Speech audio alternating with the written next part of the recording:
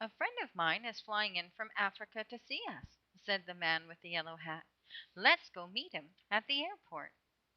The parking lot at the airport was full, but George and his friend finally found an empty place.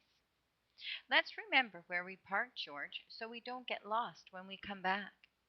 Inside the airport, many people were rushing around. "Follow me and don't get lost, George," said the man. "We're going to meet my friend by the luggage area." People were crowding around the moving belt to pick up their bags. George was curious. Where did that belt go? He wanted to find out.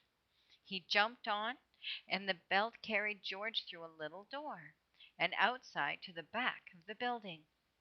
Workers were loading luggage onto the belt. They didn't see George.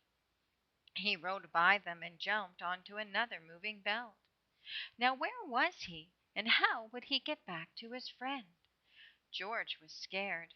Was he lost? He got up and ran down a long hall. Finally, George came to a door. He opened the door and found himself on the top floor of the airport. From up here, George could see everything. Then he thought he saw the man in a yellow hat getting off an airplane. Could he have found his friend? A girl who was standing nearby asked, "Are you looking for someone?" "Here, you can look through my binoculars. They make things look bigger." George looked through the binoculars. The man in the yellow hat was someone else. George didn't know if he would ever find his friend. "Don't worry," said the girl. "I'll help you." The girl led George downstairs and past the sign that said, "This way to Lost and Found." And there inside was his friend. "There you are, George," he shouted.